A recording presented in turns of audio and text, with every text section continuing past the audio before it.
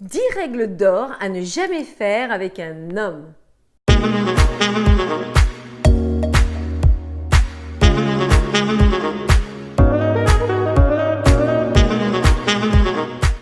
Bonjour mesdames et bienvenue dans cette nouvelle vidéo destinée à améliorer votre vie de femme, destinée à vous permettre de devenir une femme optimale, une femme qui réussira dans toutes les sphères de sa vie, qui sera véritablement heureuse, qui sera épanouie et qui réussira à être cette femme rêvée, la femme dont elle a toujours rêvé. Ici Samantha Porpiglia, votre experte, votre coach en relations amoureuses et en développement personnel au féminin. Dans cette nouvelle vidéo, nous allons voir quelles sont les erreurs les plus fréquentes que l'on fait malgré le fait que l'on veuille véritablement conquérir l'autre, que l'on veuille véritablement le charmer, le pousser à s'engager, vouloir qu'il nous aime éperdument.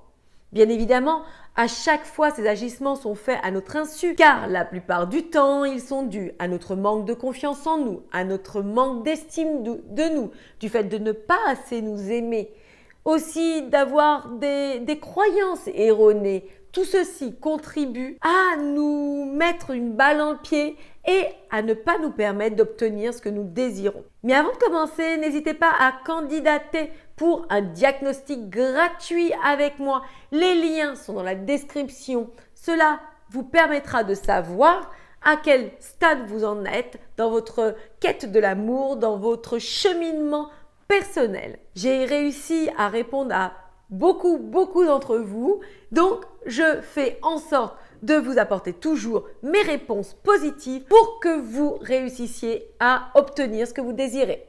Donc sans plus tarder, commençons. Quelles sont les 10 actions que vous ne devriez jamais faire avec un homme? Premier point, et j'en parle régulièrement, ne pas avoir de standard. Prendre un homme qui vient à vous, n'importe quel homme. Bref, du moment que quelqu'un vous aime, vous êtes OK.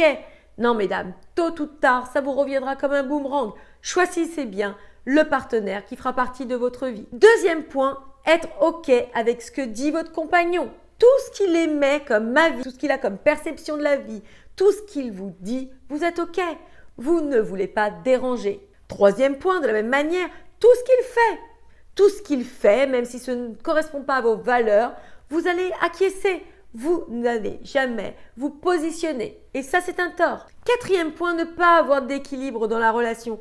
Vous donnez plus qu'il ne donne. Vous êtes disponible pour lui. Vous l'aidez dans son travail. Vous l'aidez dans tous les domaines, dans toutes les sphères qui sont importantes. Et lui, non.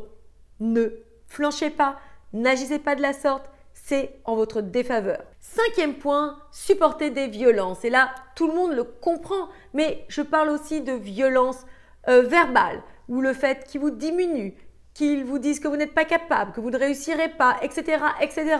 Tout ceci n'est pas à accepter, car c'est son propre jugement, c'est sa perception des choses, et bien souvent, ce sont des hommes qui ne se sont pas assez sûrs d'eux, qui ont besoin de dévaluer l'autre pour se sentir OK. Sixième point, de la même manière, accepter son manque de respect, le fait qu'il vous demande des choses que personne n'accepterait, bref, qu'il ne soit pas respectueux tout simplement. Septième point, changer pour lui. Alors encore une fois, ne vous méprenez pas et j'en parle régulièrement, on doit être actif, proactif dans la relation, aider, faire de son mieux.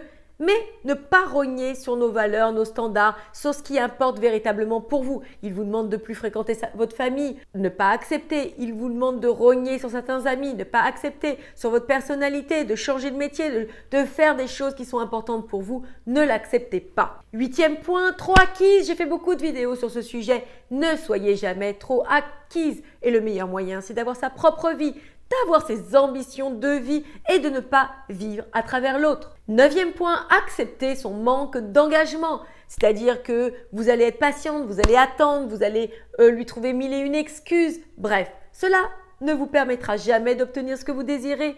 Et surtout, un homme qui n'a pas plus de considération pour vous n'en aura pas plus par la suite. Donc, mesdames, sachez comment vous positionner. Dixième et dernier point, être trop collante, être trop présente, être fatigante de bonne volonté, comme je le dis. Les hommes sont des grands garçons. Ils aiment par-dessus tout agir, être à la tête de leurs décisions. Donc, ne soyez pas toujours là derrière eux, c'est fatigant. Voilà mesdames, nous le faisons toutes, je ne suis pas différente, mais juste pour vous permettre de comprendre que nos agissements parfois partant de bonne volonté sont très mal pris et nous desservent. Je vous embrasse, je vous dis à bientôt pour une prochaine vidéo, toujours comme d'habitude. Si la vidéo vous a plu, vous a impacté, likez-la, partagez-la à une amie, une sœur qui serait dans la problématique, qui aimerait recevoir des conseils et qui vous dira, je suis certaine, merci. Abonnez-vous à cette chaîne et moi, je vous dis à très vite pour une prochaine vidéo. Portez-vous bien. Ciao!